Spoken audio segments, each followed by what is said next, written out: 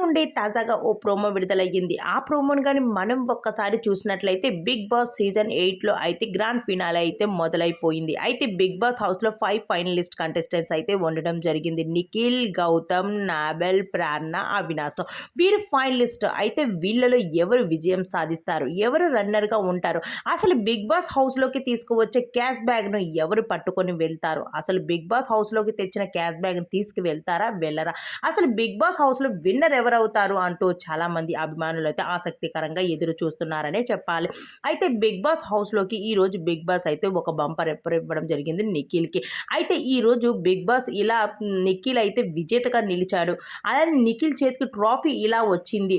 అలానే నిఖిల్ చేతికి ట్రోఫీ ఇలా వచ్చిందో లేదో ఆ ట్రోఫీ ఎదురుగా అయితే మరో విజయం సాధించినట్టు తనకు అనిపించి ఉంటది. అదేమిటి అంటే తన ఎదురుగా తన అమ్మని, అలానే తనకి లవర్ అయిన కావ్యని అయితే 'బిగ్ బాస్' స్టేజ్ మీదకి తీసుకురావడం జరిగింది. అయితే వీళ్ళిద్దరిని చూసి ఒక్కసారిగా ఈసారి నాకు ట్రోఫీ వచ్చినా రాకపోయినా దాని ఆనందం కన్నా వీరిద్దరూ 'బిగ్ బాస్' స్టేజ్ మీదకి ఒకే ఎత్తులో కనిపిస్తూ ఉన్నారు. అందుకే ఇదే నాకు విజయం అంటూ చెప్పేసారు.